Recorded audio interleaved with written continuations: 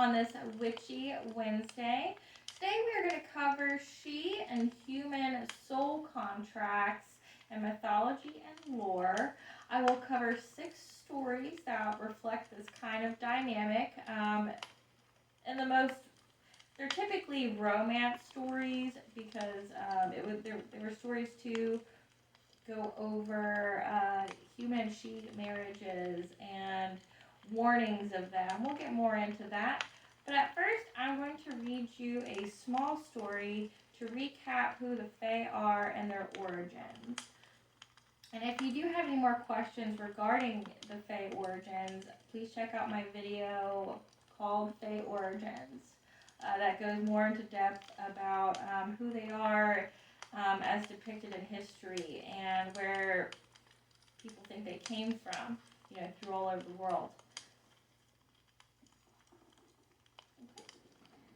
This story.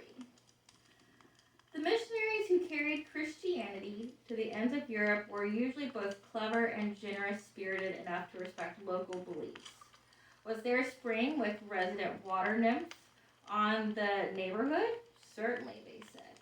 That sank somebody's well. Well, there was a nature god in the forest nearby, a mischievous fellow with horned brow and cloven hoofs. They did not deny Pan his existence or power, but they gave him another name and new responsibilities. After Ireland was converted, many of the high deeds of the old heroes were ascribed to saints. And as for the she, the fairy folk, and the water and the air beneath the hills, what could they be but fallen angels?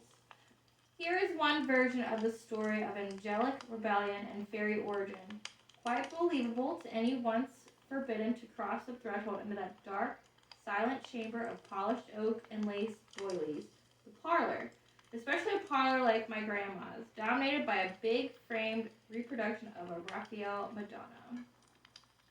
Fallen angels. Before there was Christian or Jew, before there was Adam or Eve, or anyone at all living in Ireland or the rest of the world, there was a war in heaven. This is what happened. God the Father had a parlor, and no angel had leave to go into it, not even Lucifer, who was God's favorite and the chief of the angels. But Lucifer was a proud one, and one day he made up his mind he'd have a look into God's parlor to see what was in it. So he did that, and what he saw was, over the mantelpiece, a picture of the Blessed Virgin, the Holy Mother of God, that wouldn't be coming into the world for thousands of years. Divine Feminine. That's what started the war in heaven, when God, who knows all things, found out what Lucifer had done. Half of creation took God's side in the war, and the rest of them were for Lucifer. Back in those times, everything could talk, the sun and the moon and all. The sun was for God, and when the war was won, it was left shining bright as before.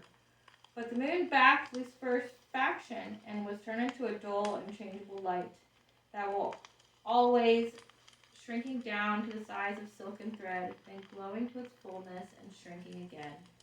The sea came out for Lucifer as well. Before that time, the sea was settled and steady. But to punish it, God set it tossing and heaving, ebbing away 6 hours, then 6 hours flowing, and to strike itself against the rocks. The bad angels that were on the side of Lucifer were thrown out of heaven, and for a long time there were angels falling as thick as a storm of snow, until St. Michael, the archangel, was afraid that heaven would be empty entirely, and spoke to God about it. God said, "Close the gates. Then those that are in, and those that are out, and let every angel remain where he is till the day of judgment." Some angels had fallen into the sea, and there they live to this day, in palaces beneath the waves.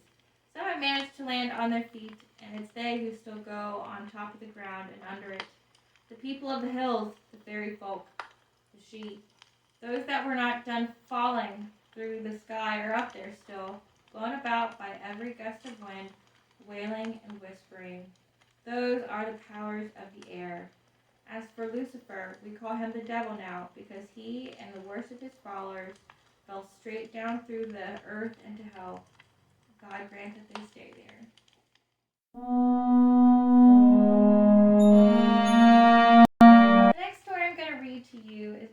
Connla and how he had a dream about a she-woman, and he became obsessed with her. Throughout mythology, we see that the she connect with humans through dreams, as they are. That is how they are able to pass through the veil for communication. And the reason why I'm going to read these stories to you is because we're approaching the fall equinox, which simply means that the veil between our world and theirs is going to start to get thinner. And it gets the most thin during Samhain, or All Hallows Eve. So if they were trying to connect with you, now would be an auspicious time for that, according to mythology. Now, with these stories, they depict that the she, or the divine, because the divine were they were gods that were demoted to being called she after Christianity became prevalent. And these stories depict that the divine is not excluded from spiritual awakening. The divine are not excluded from soul contracts, things that they have to go through in order to further along in their path. So they also have a path.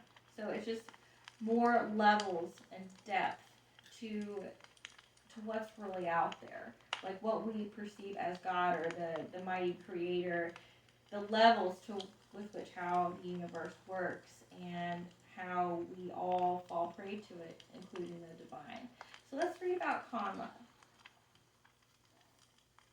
The story Joseph Jacob calls the earliest fairy tale of modern Europe. It was first written down 1,200 years ago. Conn of the 100 Battles was indeed High King of Ireland at Tara from AD 123 to 157. It is a matter of historical record that his firstborn son was named Connla, but that a younger brother succeeded to the throne. How Connla was called away. Conn of the 100 Battles had a son, Connla Redhair, and one day when the lad was out hunting with his father in the mountains of Usna, he saw a woman whose dress was a wonder.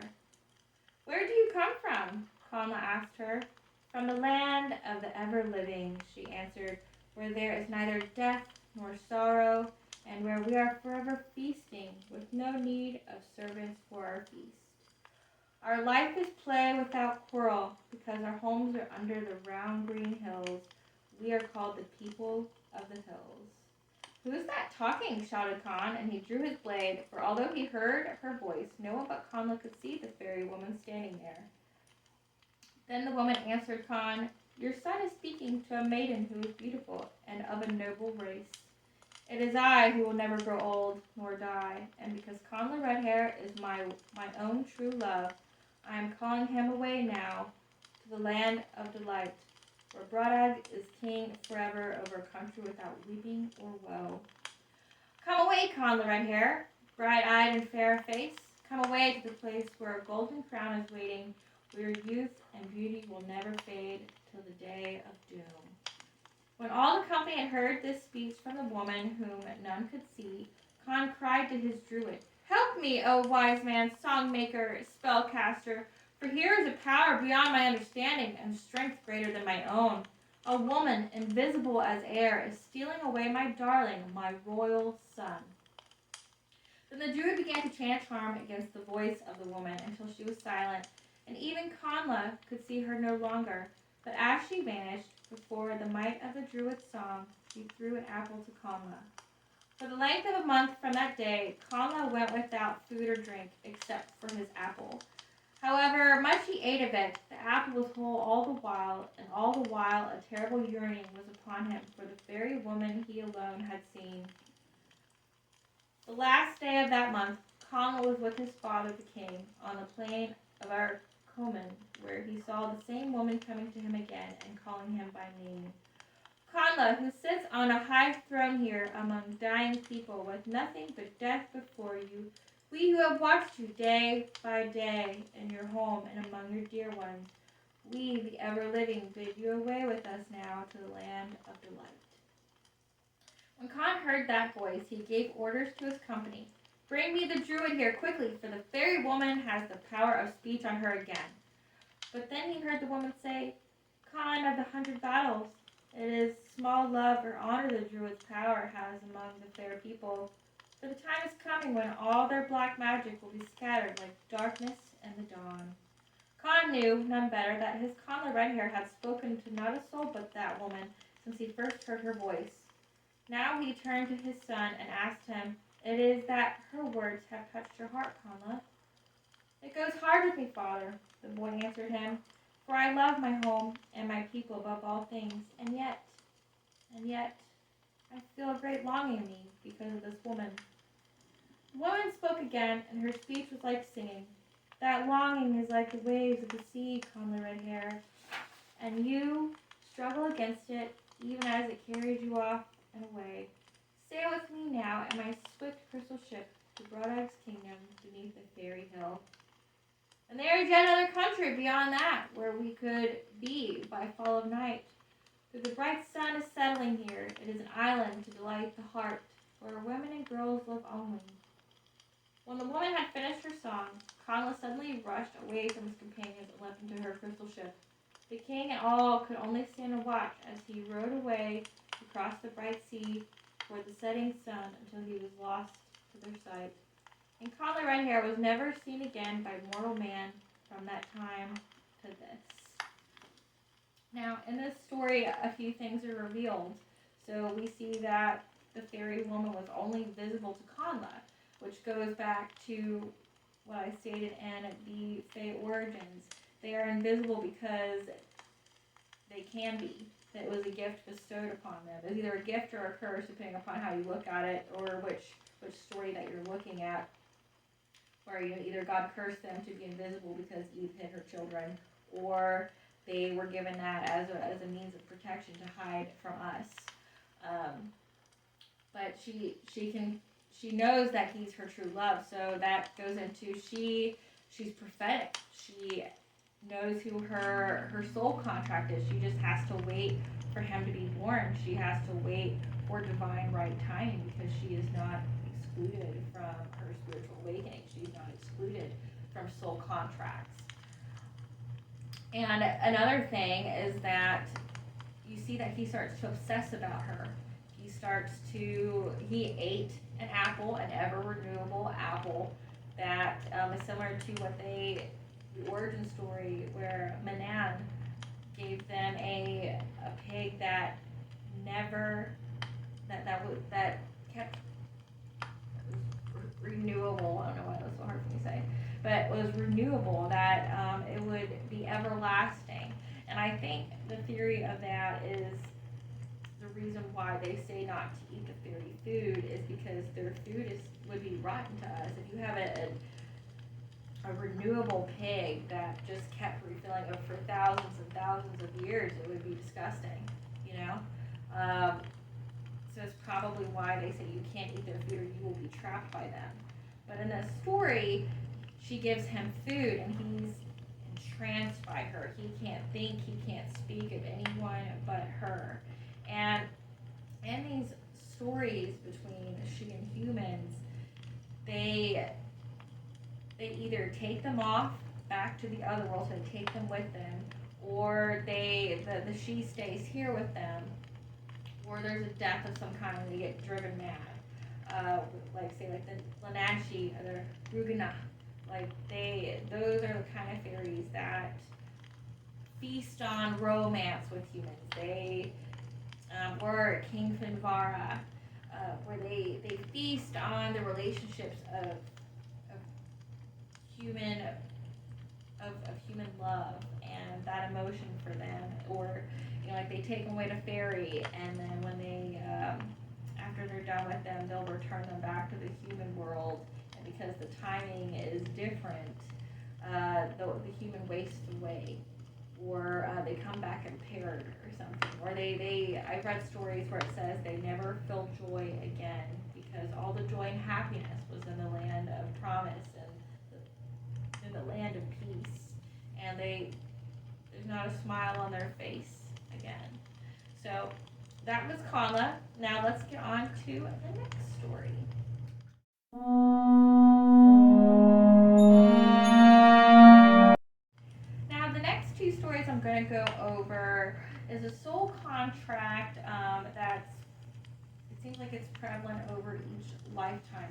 couple.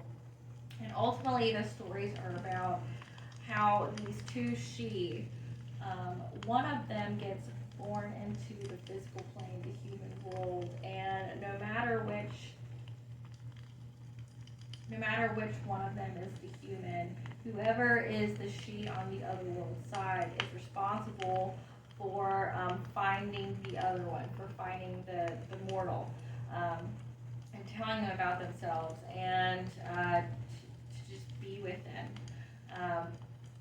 And as you'll see, like the previous story with Connla, one of them, it seems like the fairy woman finds them through dreams. That's how she starts, is she gets them to obsess about her through dream.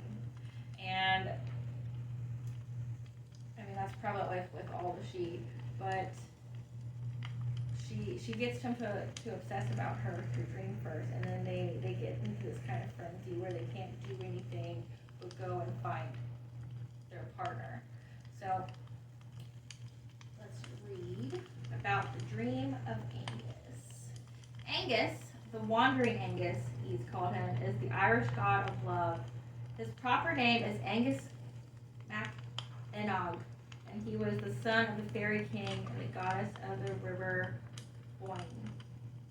He was played a part in many a happy and sad love story. It was Angus who sheltered the passionate runaways, Diarmuid and Grania, from the wrath of her husband, Fena the Cool. They head away to his home, Rue Na Boyne, in what is now called New Grange County, Meath. It is an acre in size, entirely underground, and fully 17 feet from floor to wood beam ceiling. Visitors, especially lovers, I suppose, are welcome there still. This Angus-owned love story had great consequences because Queen Maeve helped him in his quest. Angus took her side against Cuchulainn and the Ulster in the War of the Bull. Angus was fast asleep one night in his bed when he saw a girl coming toward him. He thought she must surely be the most beautiful in all Ireland. When Angus reached out his hand to bring her to him, she vanished away.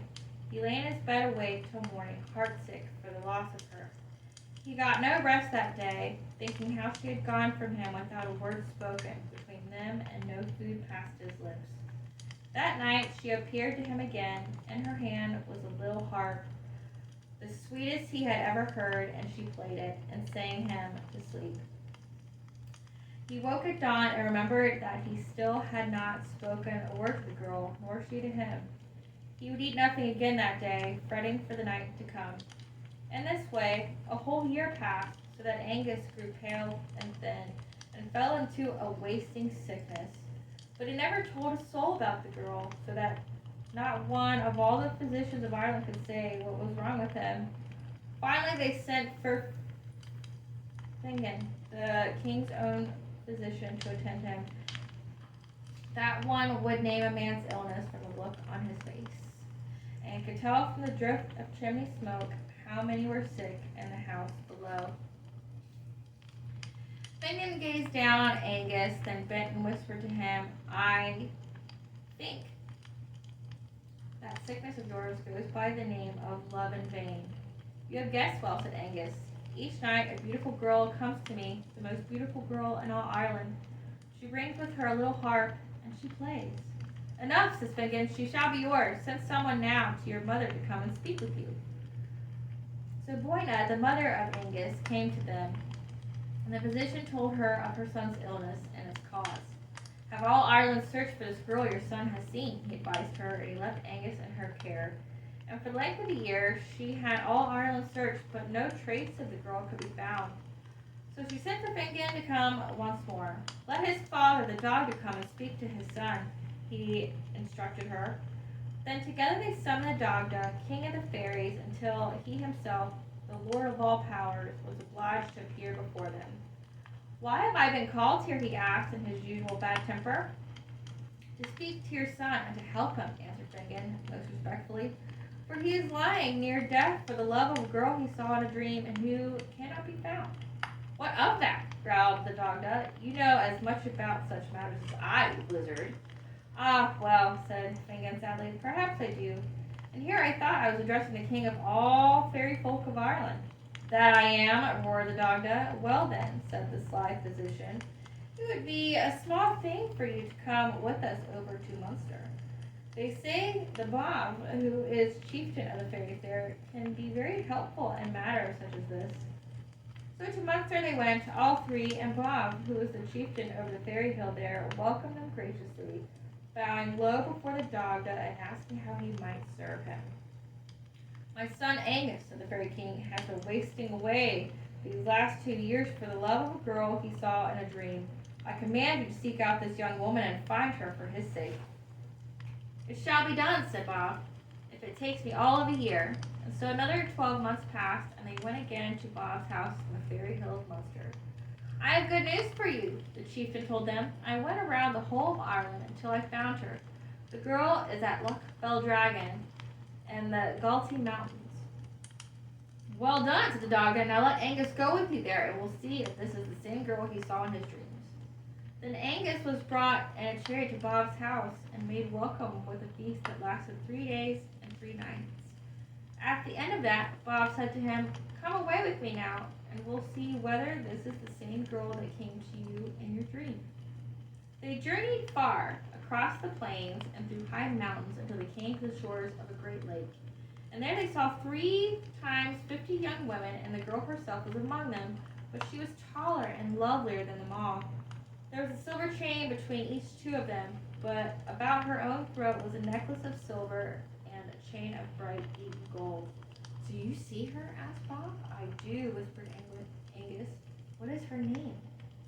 "She is Connla, the daughter of Ethel, who is chieftain over the fairy hills of Connacht," answered Bob. I have no power over her, Angus. You cannot take her with you this time." "I know that," said Angus, "but she is the one who came to me in my dream." Then Angus returned to his home country, and Bob went with him. They told the Dagda and Boina their news that they had seen the girl, that she was beautiful as ever Angus had said, and they told her name and her father's name. "Well," grumbled the Dagda, "what can we do now?" "I think," said Bob, "that the best thing to do is to go to Connacht and ask for the aid of King Ailill and Queen Maud, for the girl is of their province." With 60 chariots to escort him, the Dagda set out for Cracken, the place of Ailill and Maeve, and there he was made welcome with a great feast, so that they were eating and drinking for the length of a week. At the end of that, Ailill politely asked the fairy king the purpose of his visit. "My son Angus," said the Dagda, who was becoming impatient with telling the tale, "has fallen in love with a girl of your province and become sick because of it. I have come to ask you to let the lad have her." "We will," said Maeve. "Who is she?" asked Ailill. "The daughter of Ethel," said the Dagda. Maeve and her husband exchanged a long glance until he spoke. "If she were ours to give, she would be given," he said, "but we have no power over her." The Dagda stared hard into his cup of ale and thought hard about the advice he received from court physicians and Munster chieftains. "What might we do?" said Maeve. "To summon her father here to us." "Let it be done," said the Dagda. The steward of Ailill was sent to Ethel, the father of Connla, to invite him to the palace. But the man soon returned with this message from that proud fairy: "I will not come to Ailill or Maeve, nor will I give my daughter to the son of the Dagda." Ailill was angry hearing that. "He will come, nevertheless," said he, "and the heads of his warriors with him." Then Ailill and the Dagda, together with their warriors, rode out against the fairy hill of Ethel. They took the hill in a terrible fight, and Ethel was brought before them a captive. Ailill commanded him, "Give your daughter now to the son of the Dagda here, who is king over all the fairies of Ireland." And the Dagda smiled. "That is not my power to do," Ethel answered, and the Dagda stopped smiling. "There is an enchantment upon my daughter," Ethel continued, "which is beyond all my magic." "And what manner of enchantment might that be?" asked the Dagda softly, clenching his fists tight as though he were holding his temper inside them. "Spell over her is that she must take the shape of a bird for 1 year, and her one true human form the next," said Ethel. "What form is on her this year?" asked Ailill. Now, Caire's father was unwilling to betray her. "I cannot say," he answered. "You heard Your head from you if you cannot say, shouted Maeve. This much I will tell you, said Ethel then. All Hallows Eve she will be in the shape of a swan, at Luck Beldragon, and 3 times 50 swans with her, for she told me as much herself. Then peace was made between them, the mortal king and queen, and the fairy chieftain, and the dog that bade farewell to all of them, and returned to his home, where he told his son, Go you to Luck Beldragon upon All Hallows Eve, and call her to you from the water. When it was down in the autumn, Angus went again to the mountain lake, and there he saw 3 times 50 white birds, linked 2 by 2 with the silver chains around their necks. He stood on the shore in his human form and called the girl to him. Come and speak to me, Caer. Who calls me? Came the answer. Angus calls you. I will go to you, she said, if you swear by your honor that I can come back to the water again. My word upon it, said he. So she went to him, tall white swan with a necklace of silver and a chain of bright beaten gold about her neck. He held her fast in his arms and took upon himself the shape of a swan, and that his word might not be broken, they went together in the loch and around it 3 times, swimming. And they spread their wings and rose up over the water, 2 graceful white birds linked together by a golden chain, and they flew away to his own country. So sweet was the music they made in their flight that immortals below who heard it fell smiling to sleep for 3 days and 3 nights, and Caer stayed with Angus forever after.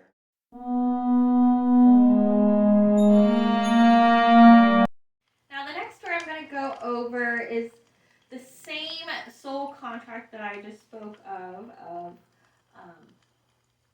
Caer and Angus. This seems like this is another lifetime that they are trying to find each other. The stories are the same, and this lifetime, their names are Midhir and Etain. And it goes through how each lifetime they are separated and they have to find each other. When the Tuatha De Danann, the Irish call them the Sidhe, but the rest of the world calls them fairies, came through the air and the high air into Ireland, they tried to live in peace with the native Firbolg people. But because of the love of Midhir for Etain, the truce was broken and the Firbolgs were doomed. Once they were giants, soon they were to be little people. The leprechauns, some say, are scattered and solitary remnants of the tribe. But when the story of Midhir and Etain begins, the Sidhe and their king, the Dagda, are sharing the land with the Firbolg and their king, Echaid. The tale of Midhir and Etain has been told and retold. Fiona MacLeod made a play of it called The Immortal Hour, and Michael MacLeamore modernized it in The Stars Are Walking. This version is taken from Lady Augusta Gregory's wonderful book, Gods and Fighting Men. Midhir and Etain. After a while, Midhir took Etain to be his wife, and there was a great jealousy on Fena, the wife he had before, where she saw the love that Midhir gave to Etain, and she called to the druid to help her, and he put spells on Etain so that Fena was able to drive her away. And when she was driven out, Angus Oed, son of Dagda, took her into his keeping, and when Midhir asked her back, he would not give her up. But he brought her about with him to every place he went, and whenever they rested, he made a sunny house for her, and put sweet-smelling flowers in it, and he made invisible walls about it that no one could see through and that could not be seen. But when news came to Fena that Etain was so well cared for by Angus, anger and jealousy came on her again, and she searched her mind for a way to destroy Etain altogether. And it was what she did. She persuaded Midhir and Angus to go out and meet one another and to make peace. For there had been a quarrel between them ever since the time Etain was sent away. And when Angus was away, Fena went and found Etain there in her sunny home, and she turned her with druid spells into a fly, and then she sent a blast of wind into the house that swept her way through the window. But as to Midhir and Angus, they waited a while for Fena to come and join them. And when she did not come, they were uneasy in their minds, and Angus hurried back. When he found the sunny house empty, he went in search of Fena, and it was along with the druid he found her, and he struck her head off there and then. And for 7 years, Etain was blown to and fro through Ireland in great misery.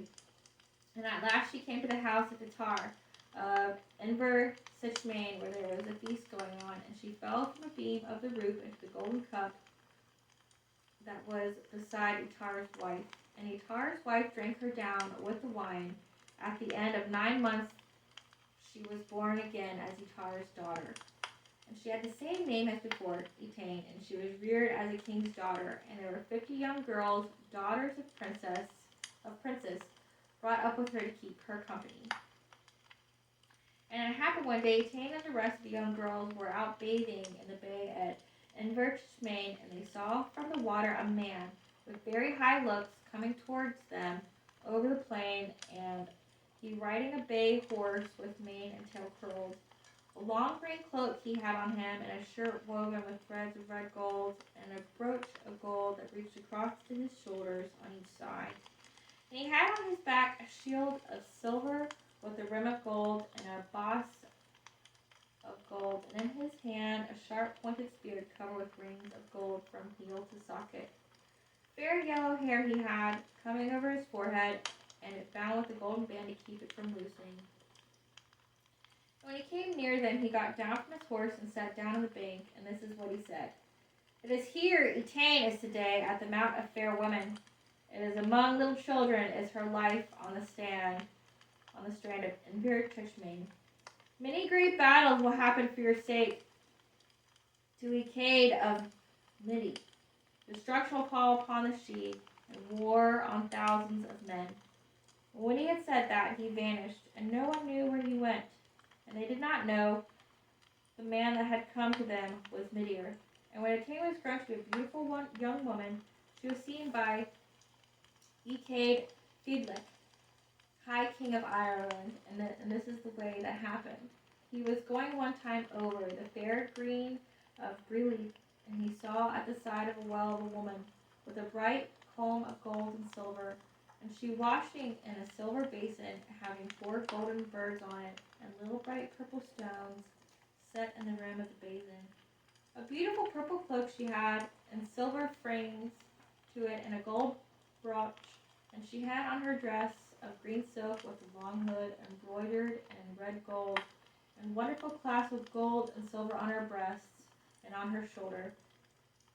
The sunlight was falling on her, so that the gold and the green silk were shining out. 2 plaits of hair she had, 4 locks in each plait, and a bead at the point of every lock, and the color of her hair was like yellow flags in summer, or like red gold after it is rubbed.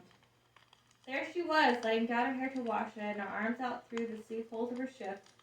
Her soft hands were as white as the snow of a single night, and her eyes as blue as any blue flower, and her lips as red as the berries of the rowan tree, and her body as white as the foam of a wave. The bright light of the moon was in her face, the highness of a pride in her eyebrows, a dimple of delight in each of her cheeks, the light of wooing in her eyes, and when she walked she had a step that was steady, even like the walk of a queen. And Ecade sent his people to bring her to him, and he asked her name, and she told her name was Etain, daughter of Etar, king of the riders of the Sidhe. And Ecade gave her his love, and he paid the bride price, and brought her home to Tara as his wife, and there was a great welcome before her there. It was a good while after that, there was a great fair held at Tara, and Etain was out on the green looking at the games and the races. And she saw a rider coming towards her, but no one could see him but herself.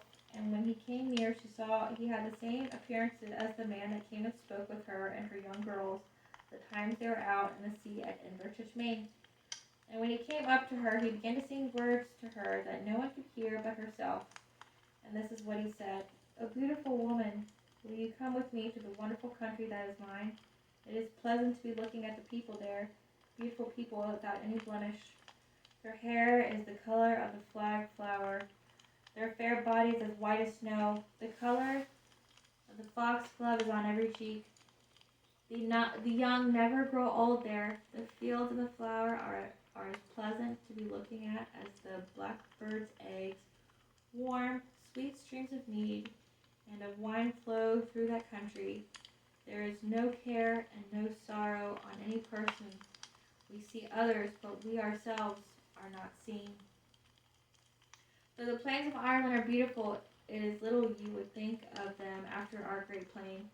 Though the ale of Ireland is heady, the ale of the great country is still more heady.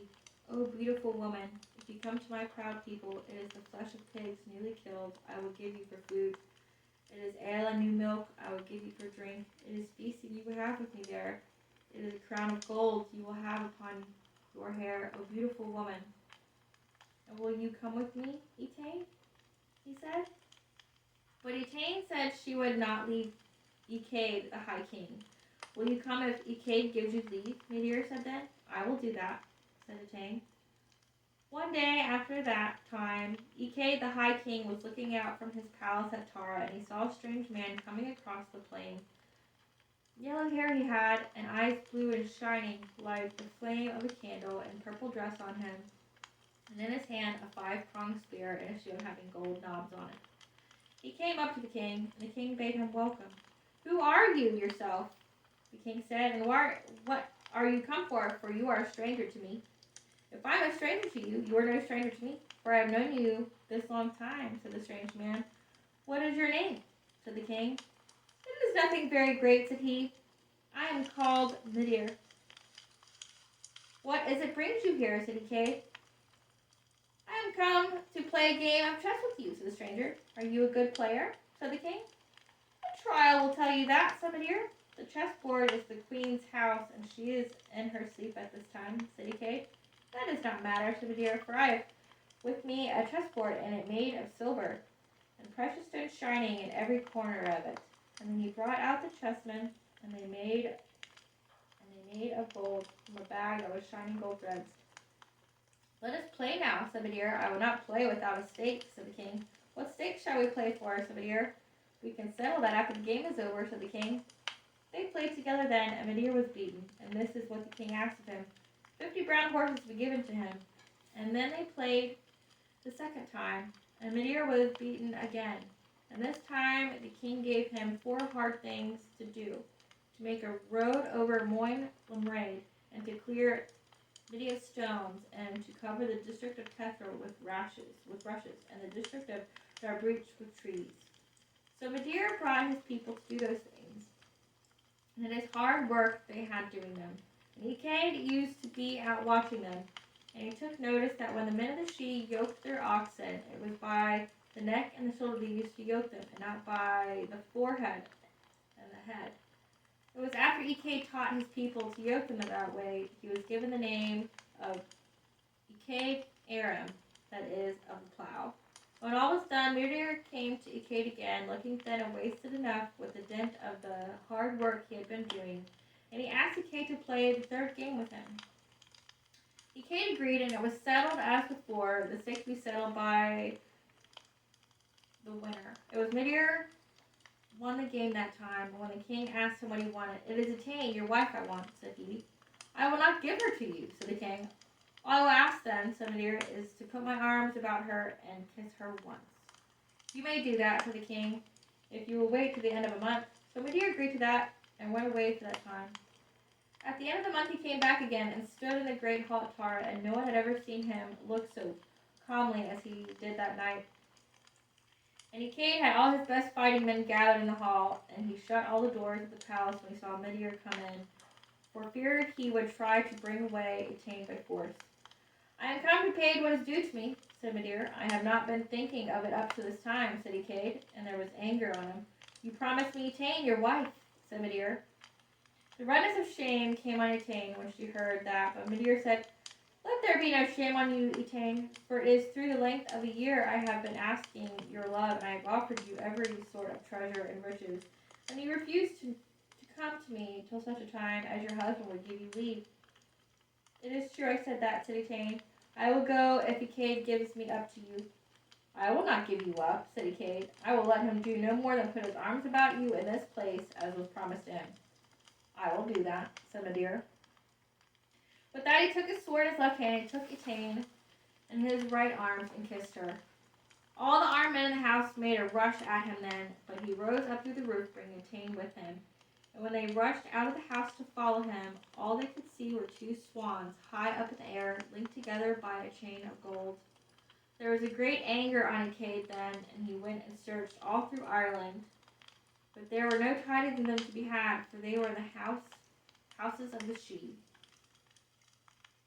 It was the house of Angus on the Boyna. They went first, and after that they stopped there a while. They went to the hill of the Sidhe and Connacht. Then they went to Leith, and Etain's daughter Isa came to them there, and she brought 100 of every sort of cattle with her, and Midhir fostered her for 7 years. And all through that time, Kay, the High King, was making a search for them. But at last, Connla of the withered breast took 4 rods of yew and wrote ogams on them, and went through them, and through his enchantments he found out that Etain was with Midhir and Leith. So Cade went there and made an attack on the place, and he was for 9 years besieging it, and Midhir was driving him away. And then his people began digging through the hill, and when they were getting near to where Etain was, Midhir sent 3 times 20 beautiful women, having all of them the appearance of Etain, and he bade the king choose her out from among them. And the first he chose was his own daughter Isa, but then Etain called to him, and he knew her, and he brought her home to Tara. But there was great anger on Midhir and his people because of their hill being attacked and dug into. It was in revenge for that insult they brought Connla, High King of Ireland, that was the grandson of Ecaid and of Etain, to his death afterwards at Durga's end.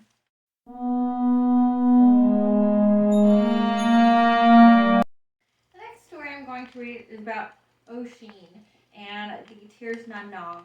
And this one is where the she-lover goes and finds her soul contract, her soulmate, and she tries to bring her away with him. It was 2, or some say 3 centuries after the death of Fena that St. Patrick came to Ireland. And as the legend has it, the great missionary happened one day upon an old man who claimed to be none other than Oisin, the son of Fena. He it was who told, or rather sang to the saint, most of the high deeds of the Fena, until it became clear to the saint that the ancient warrior was about to die. Patrick offered to baptize Oisin and send him to heaven, but when the last of the Fena was sorrowfully assured by the saint that neither his great father nor his companions in arms nor any of the old heroes would be in heaven to greet him, Oisin refused with his last breath to be saved, preferring to go and take his chances wherever Finn McCool was spending his eternity. The saint had naturally been curious as to how Oisin had lived so long after his time, and the warrior bard explained to him the magical adventure that had befallen him after the Battle of Gavra, the last conflict in a civil war between Finn and the High King, in a fight in which Oisin's own son Oscar was slain. This version of Oisin's story was translated by the scholar P.W. Joyce from a 12th century manuscript. Oisin and the Tir Na Nog, or the last of Fena. A short time after the fatal battle of Gavra, where so many of our heroes fell, we were hunting on a dewy morning near the brink of Loch Lane, where the trees and hedges around us were all fragrant with blossoms, and the little birds sang a melodious music on the branches. We soon roused the deer from the thickets, and as they bounded over the plain, our hounds in full cry followed after. We were not so long engaged when we saw a rider coming swiftly toward us from the west, and we soon perceived that it was a maiden on a white steed. We all ceased from the chase on seeing the lady, who reined in as she approached, and Finn and the Fena were greatly surprised, for they had never before seen so lovely a maiden. A slender golden diadem encircled her head. She wore a brown robe of silk, spangled with stars of red gold, which was fastened in front by a golden brooch and fell from her shoulders till it swept the ground. Her yellow hair flowed far down over her robe in bright golden ringlets. Her blue eyes were as clear as the drops of dew on the grass, and while her small white hand held the bridle and curbed her steed with a golden bit. She sat more gracefully than a swan on Loch Lane. The white steed was covered with a smooth, flowing mantle. He was shod with 4 shoes of pure yellow gold, and in all Erin a better or more beautiful steed could not be found. As she came slowly to the presence of Fenn, he addressed her courteously. Who art thou, O lovely, youthful princess? Tell us thy name and the name of thy country, and relate to us the cause of thy coming.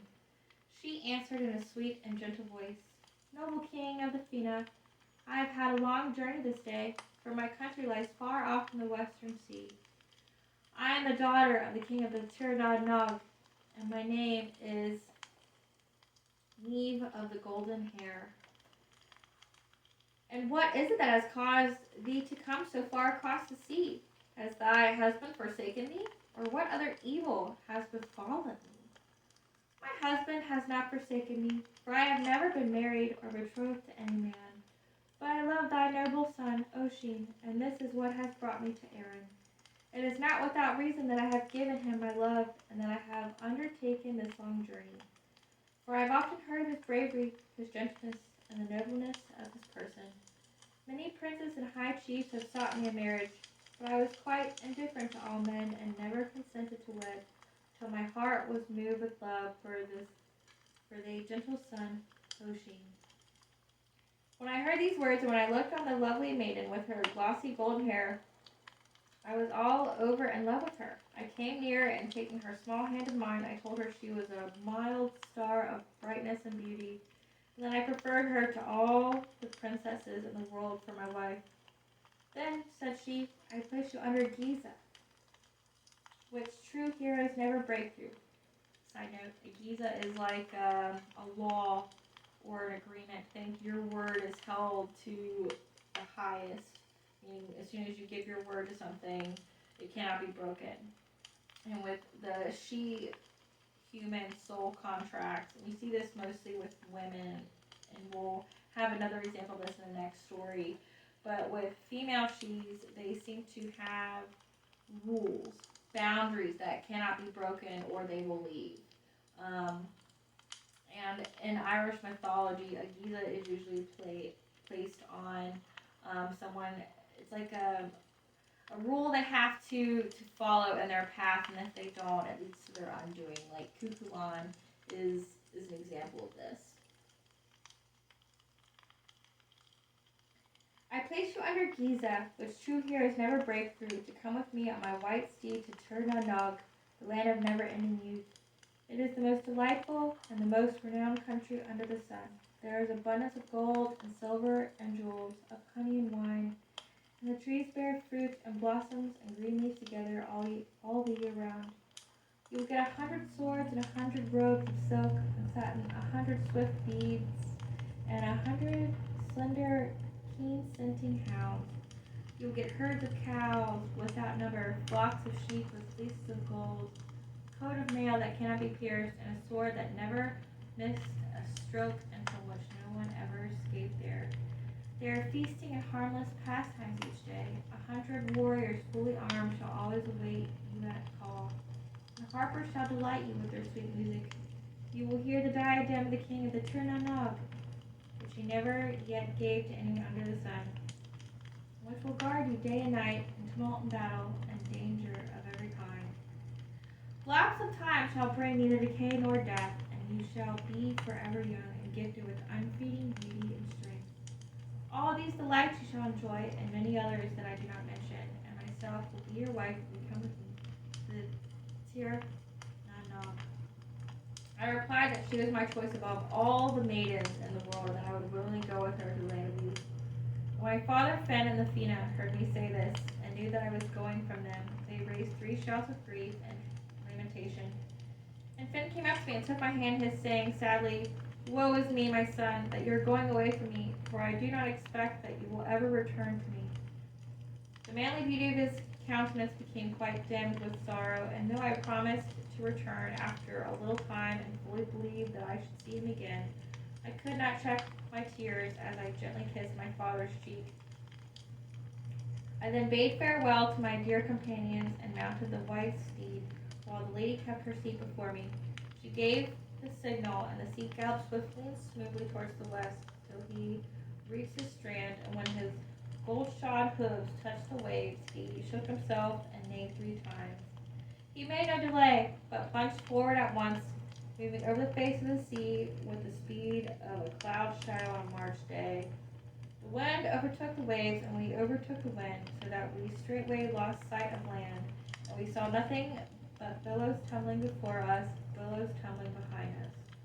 Other shores came into view, and we saw many wonderful things on our journey: islands and cities, wine mansions, bright gardens, summer houses, and lofty palaces. A hornless fawn once crossed our course, bounding nimbly along from the crest of one wave to the crest of another, and close after in full chase a white hound with red ears. We saw also a lovely maiden on a brown steed with a golden apple in her hand, and as she passed swiftly by, a young warrior on a white steed plunged after her, wearing a long, flowing mantle of yellow silk, and holding a gold-hilted sword in his hand. I knew not of these things, and marveling much, I asked the princess what they meant. "Heed not what you see her, Oisin," she said, "for all these wonders are as nothing compared with what you shall see in the Tir Na Nog." At last we saw at a great distance, rising over the waves on the very verge of the sea, a palace more splendid than all the others, and as we drew near, its front glittered like the morning sun. I asked the lady what royal house this was, and who the prince that ruled over it. "This country is the land of virtues," she replied. Its king is the giant Fena of the blows, and the queen the daughter of king of the land of life. This Fena brought the lady away by force from her own country, and keeps her in this palace. But she has put him under a giza, that he cannot break through, never to ask her to marry him till she can find a champion to fight him in single combat. Yet she still remains in bondage, for no hero has yet come hither who has the courage to meet the giant. "A blessing on you, golden-haired Mead," Oisin replied. "I have never heard music sweeter than your voice, and although I feel pity for the princess, yet your story is pleasant to hear. Of a certainty I will go to the palace and try whether I cannot kill this Fena and free the lady." So we came to land, and as we drew nigh to the palace, the lovely princess met us and bade us welcome. She led us in and placed us on chairs of gold, and after which choice food was placed before us, and drinking horns filled with mead, and golden goblets of sweet wine. When we had eaten and drunk, the mild young princess told us her story, while tears streamed from her soft blue eyes. She ended by saying, "I shall never return to my own country, and to my father's house, so long as this great and cruel giant is alive." When I heard her sad voice, and saw her tears falling, I was moved with pity. Telling her to cease from her grief, I gave her my hand as a pledge that I would meet the giant, and either slay him or fall myself in her defense. While we were yet speaking, we saw the giant coming towards the palace, large of body and ugly and hateful in appearance, carrying a load of deerskins on his back and holding a great iron club in his hand. He threw down his load when he saw us, turned a surly look on the princess, and without greeting us or showing the least mark of courtesy, he forthwith challenged me to battle in a loud, rough voice. It was not my wont to be dismayed by a call to battle or to be terrified at the sight of an enemy, but I went forth at once without the least fear in my heart. Thus, though I had fought many battles in Erin against wild boars and enchanters and foreign invaders, never before did I find it so hard to preserve my life. We fought for 3 days and 3 nights without food or drink or sleep, for the giant did not give me a moment for rest, and neither did I give him. At length, when I looked at the 2 princesses weeping in great fear, and when I called to mind my father's deeds in battle, the fury of my valor rose. With a sudden onset, I felled the giant to the earth, and instantly, before he could recover himself, I cut off his head. When the maidens saw the monster lying on the ground dead, they uttered 3 cries of joy, and they came to me and led me into the palace. For I was indeed bruised all over and covered with gory wounds, and a sudden dizziness of brain and feebleness of body seized me. But the daughter of the king of the land of life replied, precious salve and healing herbs to my wounds, and in a short time I was healed, and my cheerfulness of mind returned. Then I buried the giant in a deep and wide grave, and as I raised a great cairn over him and placed on it a stone with his name engraved in Ogam. We rested that night, and at the dawn of the next morning, Neve said to me that it was time for us to resume our journey to the Tir Na Nog. So we took leave of the daughter of the king of the land of life, and though her heart was joyful after her release, she wept at our departure, and were not less sorry at parting from her. When we had mounted the white steed, he galloped toward the strand, and as soon as his hooves touched the wave, he shook himself and neighed 3 times. We plunged forward over the clear green sea with the speed of a March wind on a hillside. Soon we saw nothing but billows trembling before us and billows tumbling behind us. We saw again the fawn chased by the white hound with red ears, and the maiden with the golden apple passed swiftly by, followed by the young warrior in yellow silk on his white steed. And again we passed many stranger islands and cities and white places. The sky now darkened so that the sun was hidden from our view. A storm arose, and the sea was lighted up with constant flashes. But though the wind blew from every point of the heavens, and the waves rose up and roared around us, the white steed kept his course straight on, moving us calmly and swiftly as before, through the foam and blinding spray, without being delayed or disturbed in the least, and without turning either to the right or to the left. At length the storm abated, and after a time the sun again shone brightly. When I looked up, I saw a country near at hand, all green and full of flowers, with beautiful smooth plains, blue hills, and bright lakes and waterfalls. Not far from the shore stood a palace of surpassing beauty and splendor. It was covered all over with gold and with gems of every color, blue, green, crimson, and yellow. On each side were and shining with precious stones built by artists the most skillful that could be found. I asked Neve the name of that delightful country, and she replied, "This is my native country, Tir Na Nog, and there is nothing I have promised you that will not find in it." As soon as we searched the shore, we dismounted, and now we saw advancing from the palace a troop of noble-looking warriors, all clad in bright garments, who came forth to meet and welcome us. Following these, we saw a stately, glittering host, with the king at their head, wearing a robe of bright yellow satin covered with gems and a crown that sparkled with gold and diamonds. The queen came after, attended by 100 lovely young maidens, and as they advanced toward us, it seemed to me that this king and queen exceeded all the kings and queens of the world in beauty and gracefulness and majesty. After they kissed their daughter, the king took my hand and said aloud in the hearing of the host, "This is Oisin, son of Fena, for whom my daughter Neve traveled over the sea to Erin. This is Oisin, who is to be the husband of Neve, of the golden hair. We give you 100,000 welcomes, brave Oisin. We will be forever young in this island. All kinds of delights and innocent pleasures are awaiting you. My daughter, the gentle golden-haired Neve, shall be your wife, for I am king of the Tir Na Nog." I gave thanks to the king, and I bowed low to the queen, after which we went to the palace, where we found a banquet prepared. The feasting and rejoicing lasted for 10 days, and on the last day I was wedded to the gentle Neve of the golden hair. I lived in the land of youth more than 300 years, but it appeared to me that only 3 years had passed since the day I parted from my friends. At the end of that day, I began to have a longing desire to see my father, Ben, and all of my friends, and I asked leave of Neve and the king to visit Erin. The king gave permission, and he said, "I will give consent, though I feel sorrow in my heart, for I feel much you will never return to me." I replied that I would surely return, and that she need not feel any doubt or dread, for that the white steed knew the way and would bring me back in safely. Then she addressed me in these words, which seemed very strange to me. "I will not refuse this request, though your journey afflicts me with great grief and fear. Erin is not now as it was when you left it. The great King Fena and his men are all gone.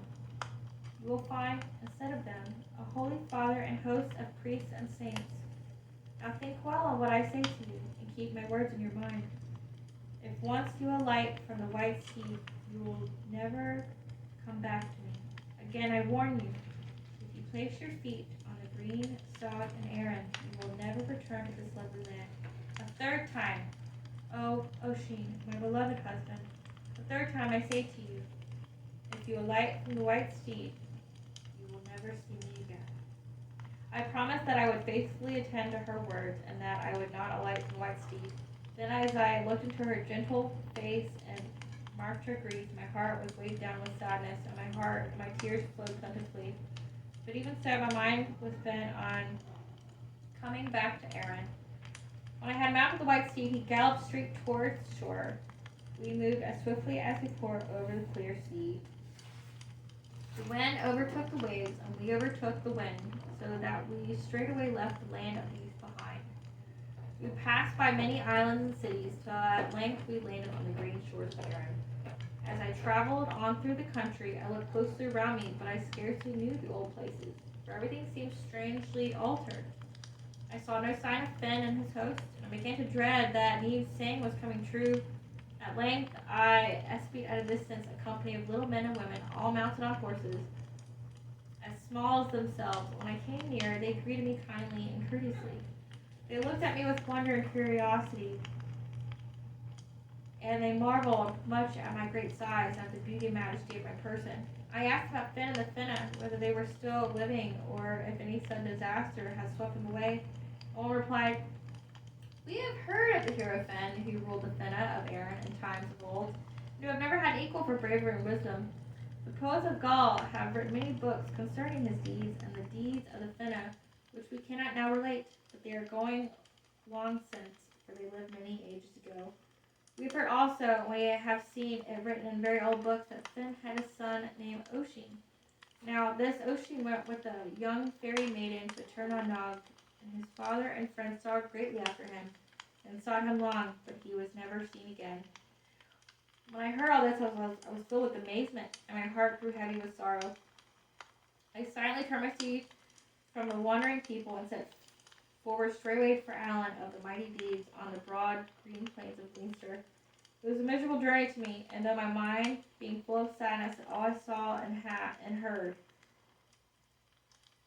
forecasted further sorrows, I was grieved more than ever when I reached Allen, for there, indeed, I found the hill deserted and lonely, and my father's palace all in ruins and overgrown with grass and weeds. I turned slowly away, and afterwards fared to the land in every direction in search of my friends. But I met only crowds of little people, all strangers who gazed at me with wonder, and none knew me. I visited every place throughout the country where I knew the Fena had lived, but I found their houses all like Allen, solitary and in ruins and overgrown with grass and weeds. At length I came to Glenismall, where many a time I had hunted in days of old with the Fena, and there I saw a crowd of people in the glen. As soon as they saw me, one of them came forward and said, "Come to us, thou mighty hero, and help us out of our strait, for thou art a man of vast strength." I went to them and found a number of men trying in vain to raise a large flat stone. It was half lifted from the ground, but those who were under it were not strong enough either to raise it further or to free themselves from its weight, and they were in great distress and on the point of being crushed to death.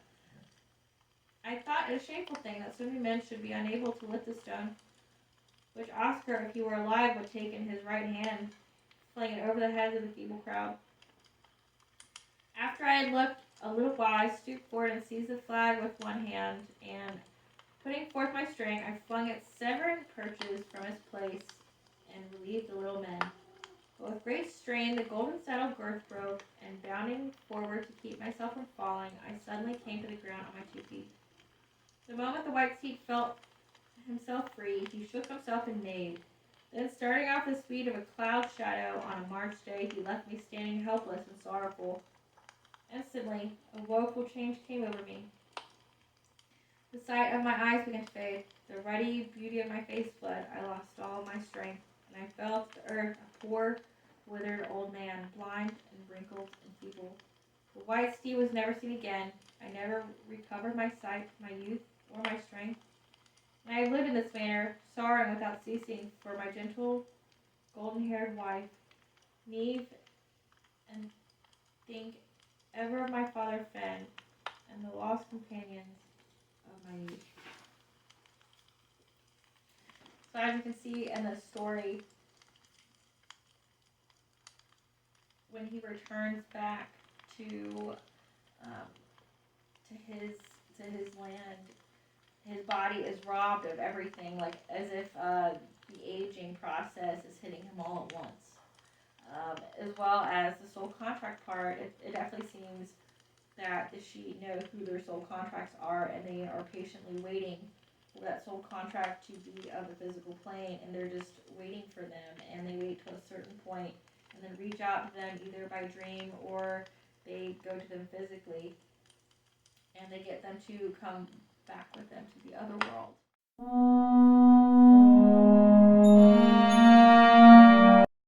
The next story I'm going to read to you is about Melusine.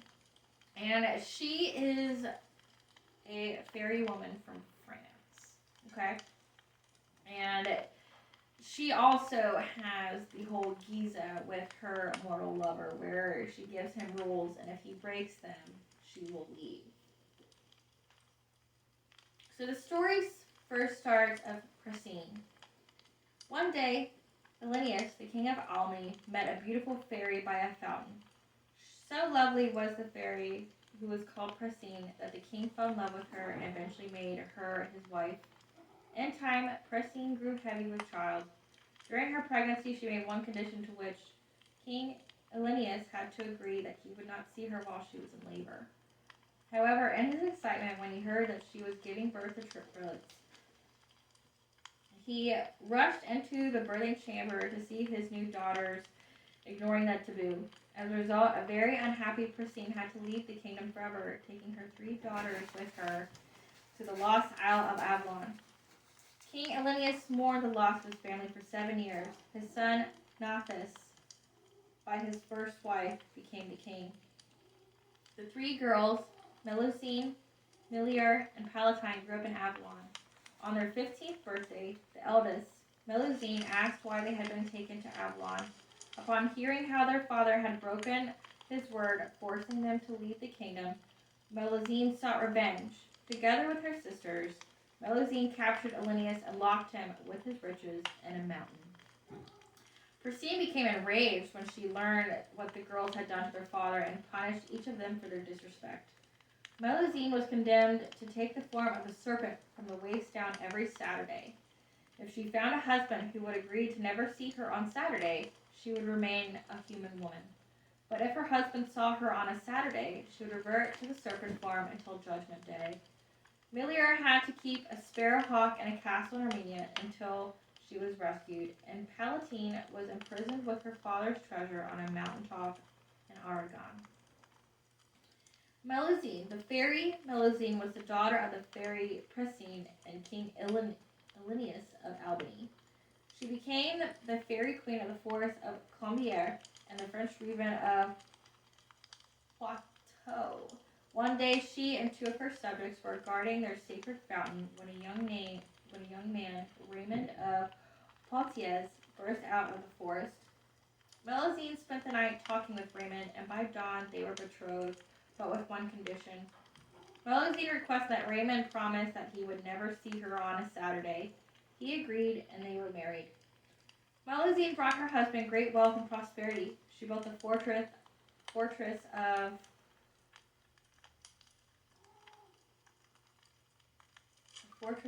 Witchy. It's a French word that's not spelled that way. Melusine, so quickly that it appeared to be by magic. Over time, Melusine built many castles, fortresses, churches, towers, and towns, each in a single night throughout the region. She and Raymond had 10 children, but each child was flawed. The eldest had 1 red eye and 1 blue eye. The next had an ear larger than the other. Another had a lion's foot growing from his cheek. Another had but 1 eye. The 6th son was known as Geoffrey with the great tooth, as he had a very large tooth. Despite of the deformities, the children were strong, talented, and loved throughout the land. One day, Raymond's brother visited him and made Raymond very suspicious about the Saturday activities of his wife. So the next Saturday, Raymond saw his wife, finding her in her bath, where he spied on her through a crack in the door. He was horrified to see that she had a body and a tail of a serpent from her waist down. He said nothing until the day that their son, Joffrey with the Great Tooth, attacked a monastery and killed 100 monks, including one of his brothers. Raymond accused Melusine of contaminating his line with her serpent nature, thus revealing that he had broken his promise to her.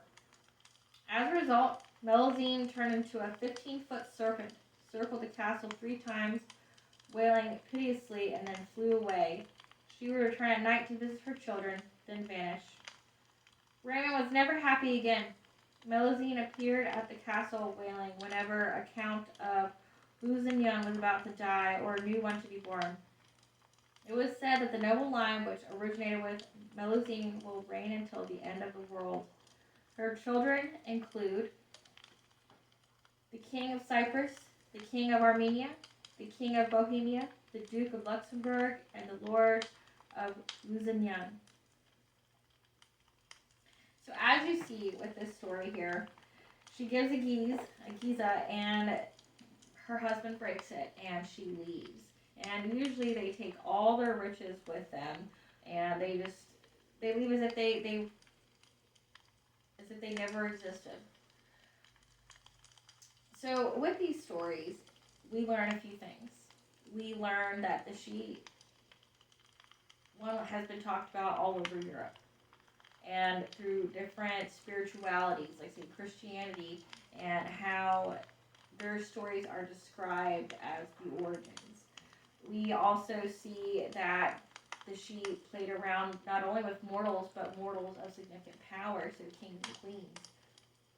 We also see that they are able to come to us in dreams, and it's that dream that creates a longing for them that humans don't seem to be able to resist, and that is called glamour. They use glamour, and it feels like you're being sucked in. You don't like tunnel vision almost, where you see nothing but them. Or they will appear to you and they will give you a prophecy about your life because they seem to already know your life. They, when we talk about Midhir Etain, he knew her life already and told it to her when she was a child. And, they're able to outsmart whatever challenges are supposed to occur on their mortal lover's path. And we also learn that they either take the mortal with them to the other world where, they either live happily forever, or if the mortal goes back, they wither away. They wither away from lack of joy. They wither away from unhappiness, as well as it just seems like time catches up with them almost immediately. Like they have some kind of rare disease where they just age immensely. We also see that the she stays here in the mortal realm, but they don't age. They don't decay. And, there's talk of witchcraft after that. We also see there's soul switches where they can come to this world if someone doesn't, say if you go through a soul loss, which is, from tremendous trauma. It's like a first part of your spiritual awakening process. When you go through that soul loss, some people will give up, meaning their soul is tired. It's went through too much and they want to go back. So they can switch. So that she can come here that way, which is almost like it's like a form of possession, except the soul switch consent was given. So we see all these different stories, throughout Europe and throughout the British Isles, throughout different time periods of people in their accounts with them, and they did mate with humans. They, that's how you have certain lineages.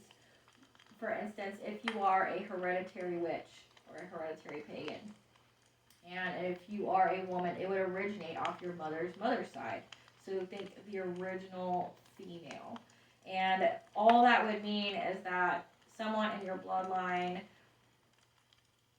married a she and had children with them, and their children are now gifted with prophetic sight.